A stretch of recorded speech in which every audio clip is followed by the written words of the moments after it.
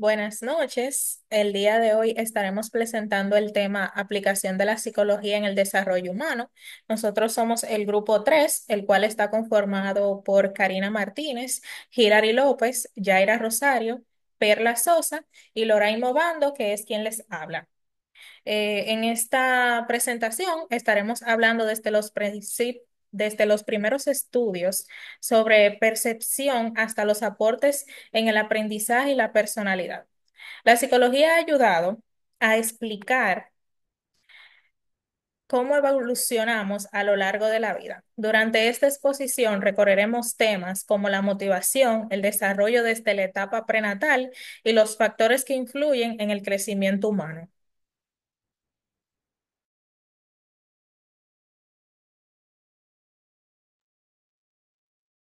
Buenas noches, compañeros. Le habla Karina y vamos a estar hablando en el capítulo 1 sobre los antecedentes históricos de la percepción. Desde los presocráticos hasta Aristóteles se discutía la relación entre la mente, el cambio y la experiencia sensorial.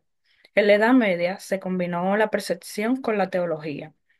Con el Renacimiento y la psicofísica del siglo XIX, surgió el estudio experimental de la percepción enfocándose en cómo captamos y medimos los estímulos.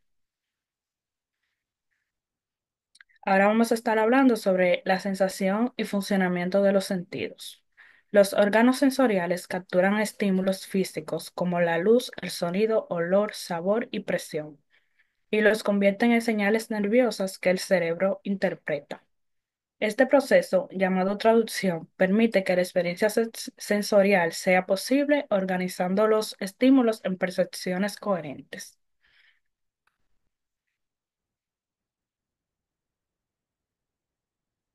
Ahora voy a estar hablándoles sobre la percepción y la relación con el cerebro. Primero que todo, cuando hablamos de percepción, nos referimos al proceso mediante el cual el cerebro interpreta toda la información que recibe a través de los sentidos. No es simplemente ver, oír o tocar, sino que es darle un significado a eso que estamos recibiendo. Por ejemplo, cuando yo veo una manzana, mi ojo capta la imagen, pero es el cerebro el que reconoce que es una manzana, que es roja y que probablemente sea dulce y que se puede comer. Entonces, la percepción no ocurre en los ojos ni en los oídos, ocurre en el cerebro.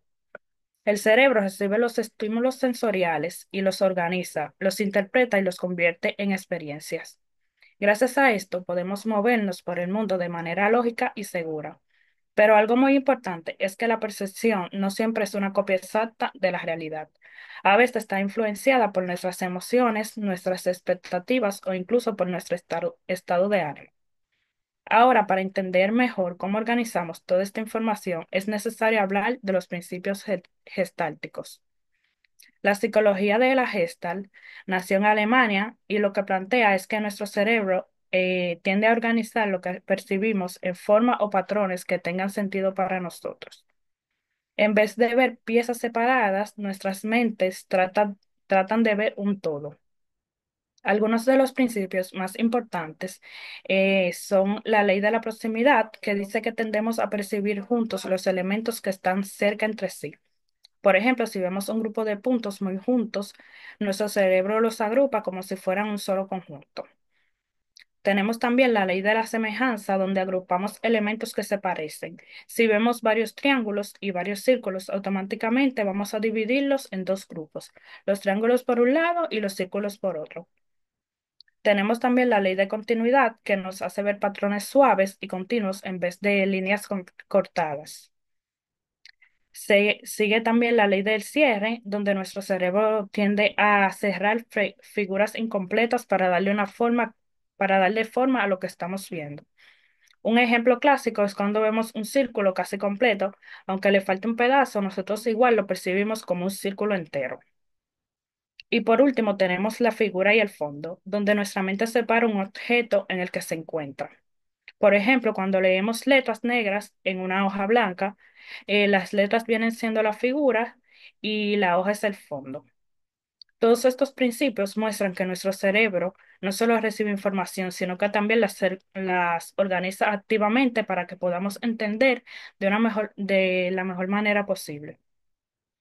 Para cerrar esto, quiero dejar claro que la percepción y el cerebro trabajan juntos de manera impresionante. Sin uno, el otro no podría existir. Y gracias a estos principios de organización, somos capaces de ver un mundo ordenado, aunque en realidad está lleno de muchos estímulos dispersos. Y esta es mi parte.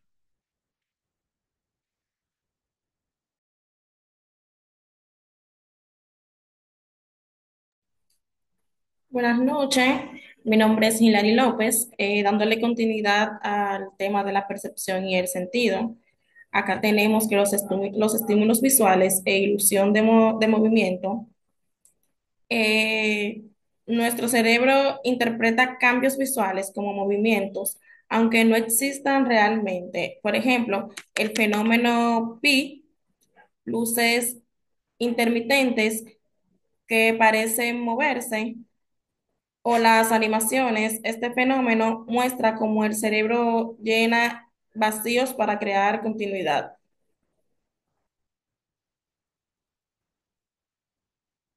También tenemos el concepto de la personalidad. La personalidad, la personalidad es una persona, la personalidad de una persona es el resultado de una compleja interacción entre diversos factores que actúan a lo largo del tiempo.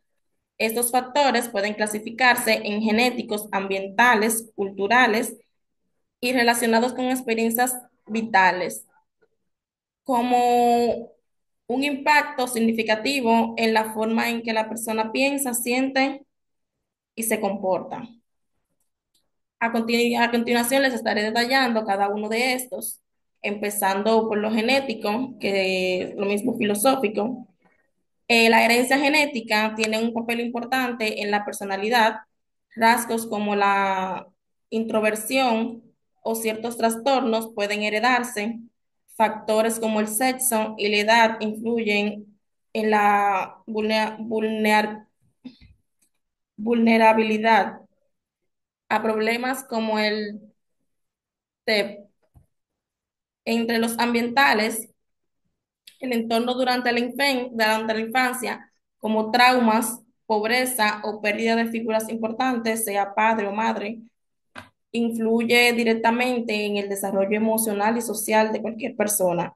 Además, el nivel socioeconómico y el apoyo social son factores de riesgo o protección psicológicas.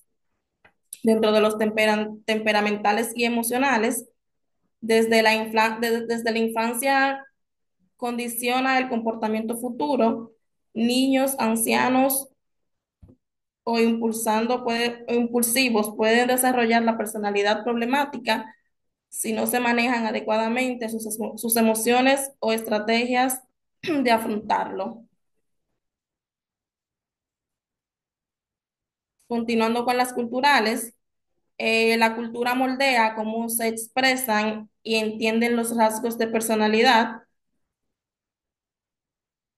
Normas sociales, valores y creencias influyen en la percepción del crecimiento, lo que puede permanecer patológico en una cultura podría ser normal en otra. Entrando a las bases biológicas de la conducta, esta depende de varios factores, como la neurociencia, ya que este estudia el sistema nervioso y explica cómo el cerebro influye en la memoria, emociones y relaciones. La plasticidad cerebral permite adaptarse al entorno y se ha demostrado que en procesos bioquímicos como los que regulan el apetito o el ánimo están directamente relacionados con la conducta. Continuando con el sistema nervioso, este es la base que regula funciones vitales y psicológicas a través de a través de las redes neurales. El cerebro procesa estímulos, genera respuestas y regula funciones como la memoria, el lenguaje o el aprendizaje, permitiendo que la conducta se adapte al entorno. Culminando con el sistema endocrino, Este regula el cuerpo mediante las hormonas que se afectan en el comportamiento y las emociones. Por ejemplo, la adrenalina activa las respuestas de lucha o la huida ante el estrés. Otras hormonas como la dopamina o la oxi- oxitocina influyen en el ánimo, la motivación y los vínculos sociales. Hasta aquí mi participación.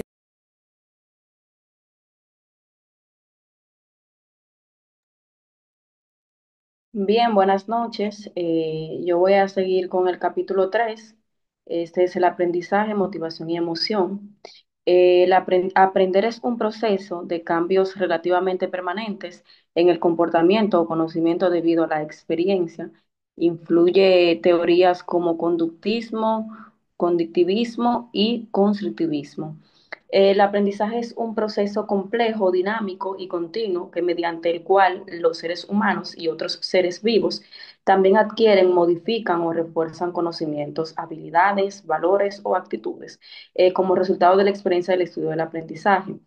No es simplemente almacenar información, sino transformar la manera que corresponde y actúa en el mundo. Desde la psicología y la pedagogía, el aprendizaje se puede analizar desde diversas teorías. A lo largo del tiempo, estas teorías han tratado de explicar cómo ocurre el aprendizaje y qué factores favorecen o lo dificultan. Dentro de estos factores está lo que es el conductismo. Este ve el aprendizaje como un cambio en el comportamiento observable, producto de la asociación entre estímulos y respuestas.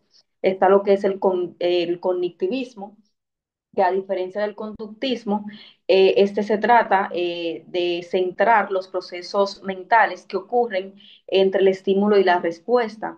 También tenemos lo que es el contrituvismo. Este va más allá de lo que es el cognitivismo y sostiene que el aprendizaje es un proceso activo en el que el individuo contribuye su propio conocimiento. Está lo que es el aprendizaje significativo. David Ausubel propuso que esta teoría es la que plantea que el aprendizaje es más efectivo cuando la nueva información se conecta de manera sustancial con los conocimientos previos del alumno. También existen nuevos conceptos vinculados a los anteriores. Estos factores influyen directamente como lo son lo que es la motivación, el estímulo de aprendizaje y la neurociencia. El estímulo de aprendizaje, como lo dice su nombre, no todos aprenden de la misma manera, es decir, que hay personas que aprenden de una manera visual y otros aprenden de una manera auditiva. Es bueno conocer de qué manera podemos aprender más rápido, ya que esto nos facilita la manera de aprender. Está lo que es la motivación, que es el motor que impulsa al estudiante a involucrarse con los que se está aprendiendo. Y está la neurociencia, que hoy sabemos que gracias a esos avances, el cerebro cambia físicamente cuando aprendemos. Este fenómeno se llama neuroplasticidad y significa que nuestras neuronas crean nuevas conexiones a medida de que incorporan experiencias o conocimiento. Siguiente, por favor. Ahora les estaré hablando sobre el condicionamiento clásico y el operante. El condicionamiento clásico, también conocido como condicionamiento respondiente, fue descubierto por Iván Pavlov a comienzos del siglo XX durante sus estudios sobre la salivación de perros. En este tipo de aprendizaje es un estímulo neutro, llega a provocar una respuesta automática. El ejemplo que ponemos aquí es cuando un perro normalmente se le entrena o se le instruye al sonido de una campana a la hora de comer. Luego que escuchan el sonido, le presentan el plato de comida. Ya luego, después de hacer repetidas veces esto, el perro al escuchar el sonido de la campana ya está salivando. Aún no tenga el plato delante de él, pero al escuchar el sonido ya sabe que ese es el proceso el que se va a hacer. También tenemos lo que es el condicionamiento operante.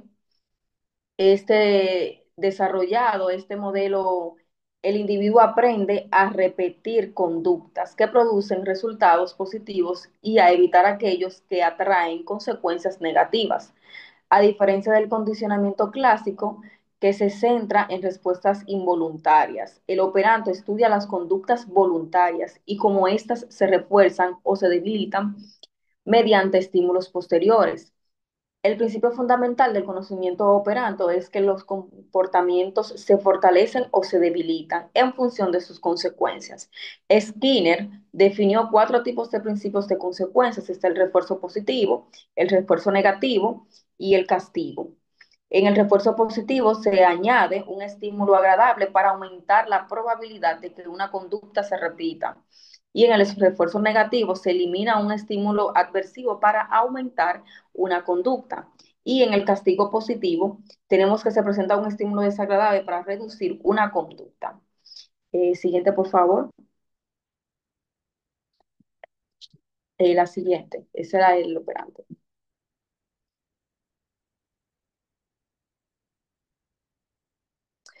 Bien, tenemos lo que es también la motivación y la emoción.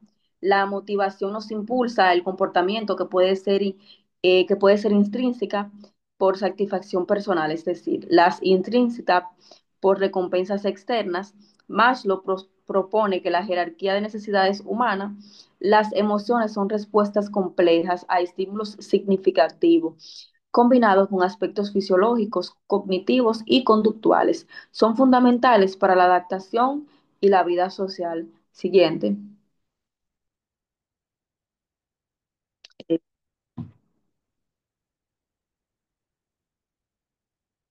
Eh, la psicología,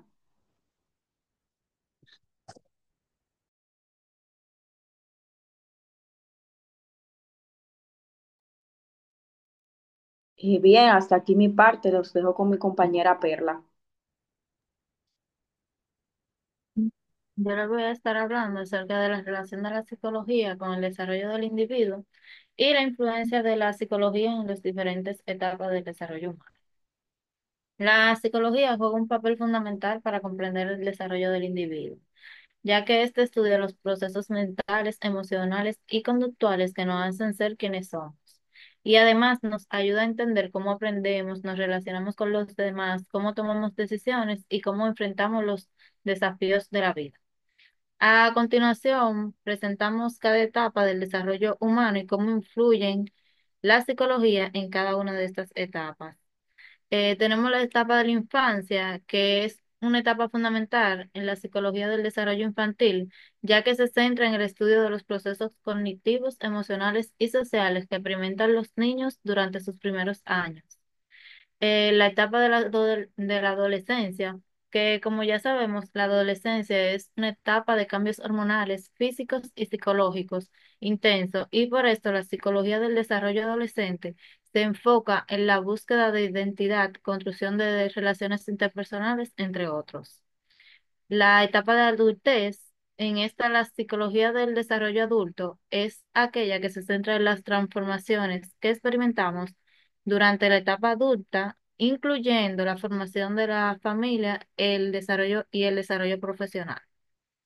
Y en la etapa de la vejez, en esta la psicología del envejecimiento se enfoca en las necesidades y desafíos específicos de la vejez.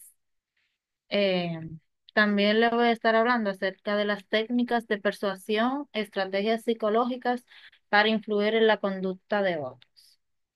Como ya sabemos, la persuasión es un proceso complejo, el cual implica influir en las creencias, actitudes y comportamientos de otros. Las técnicas de persuasión se basan en los principios psicológicos que buscan aprovechar las emociones, la lógica, la predisposición del individuo para lograr un objetivo. Algunos de estos principios psicológicos clave son la reciprocidad, que en esta la gente tiende a devolver favores, ofrecer algo primero, lo que puede aumentar la probabilidad de que la persona responda positivamente a una solicitud. Por otro lado está la escasez, en donde las cosas que son escasas o limitadas en tiempo o cantidad parecen más valiosas y resaltar la exclusividad o la temporalidad de una oferta puede aumentar su atractivo. También está la autoridad, ya que las personas confían en expertos y figuras de autoridad, utilizando títulos, credenciales o testimonios de expertos que pueden aumentar la credibilidad de un mensaje. Por otro lado está la consistencia, en donde las personas buscan ser conscientes en sus pensamientos, creencias y acciones. Una vez que alguien se ha comprometido con una idea o acción, es muy más probable que siga adelante con ella. Y por último está la prueba social, en donde las personas tienden a seguir la conducta de otros, especialmente cuando hay incertidumbre. Mostrar la popularidad o el éxito de un producto o servicio puede aumentar su atractivo. Los dejo con mi compañera.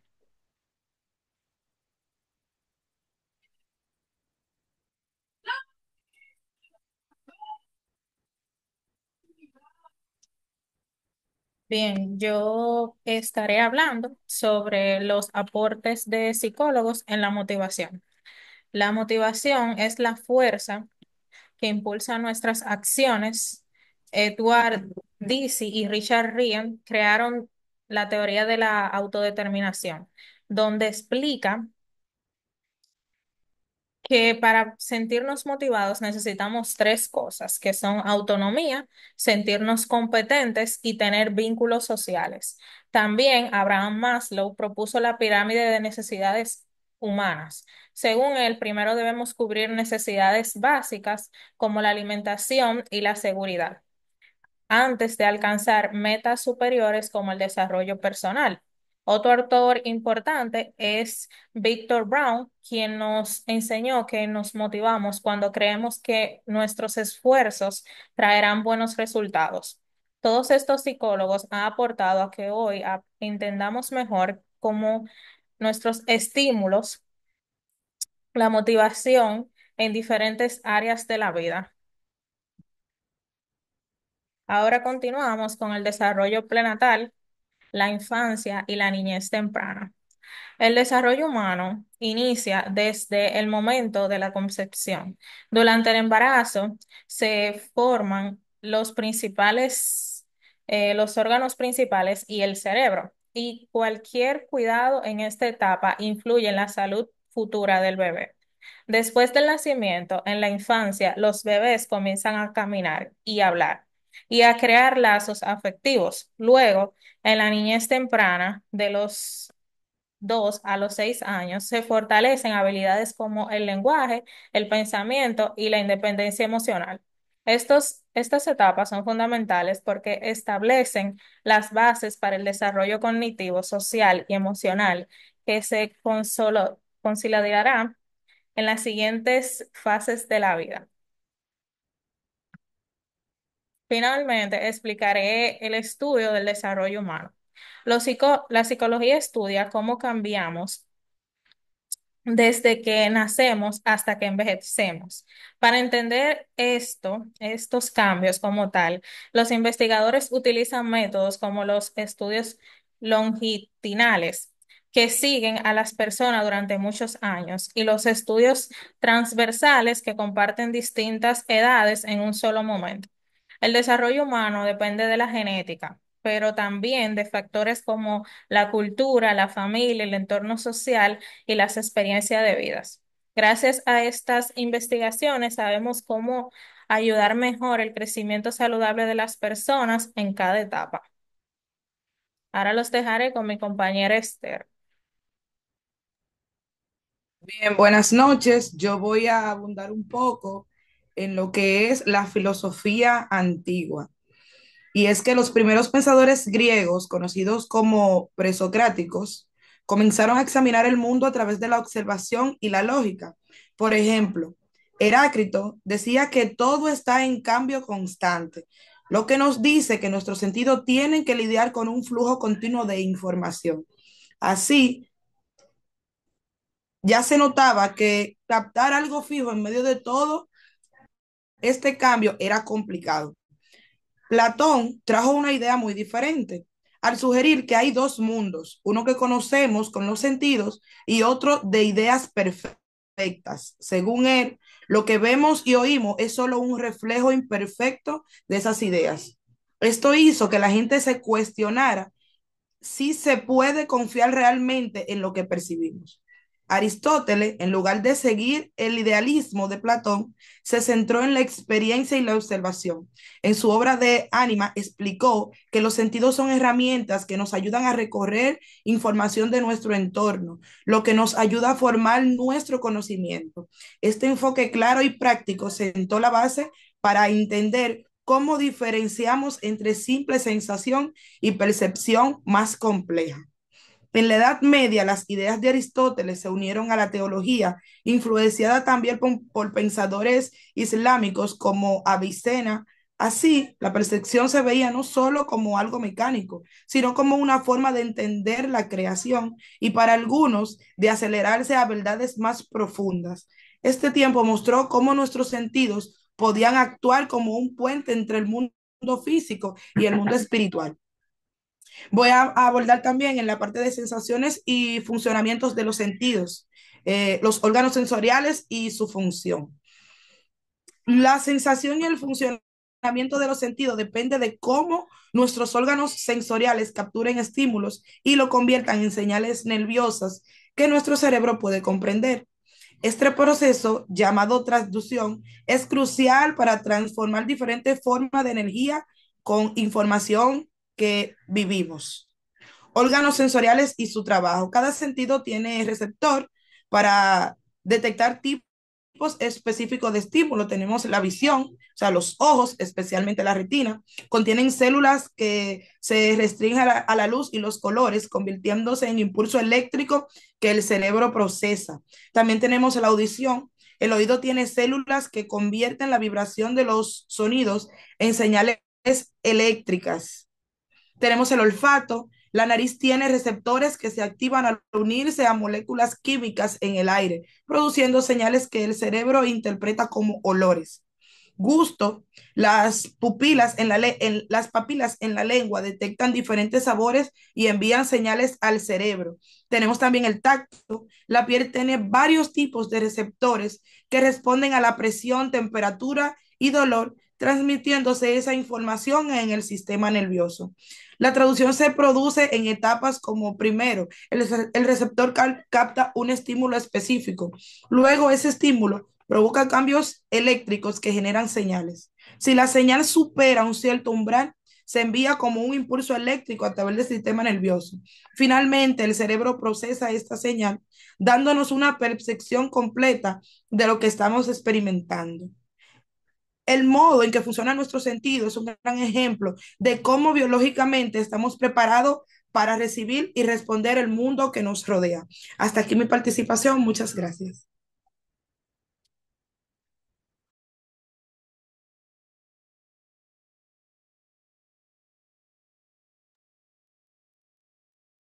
Bien, en conclusión, la psicología nos ofrece una visión profunda del proceso de desarrollo del ser humano, desde entender qué nos motiva hasta conocer cómo crecemos física y emocionalmente.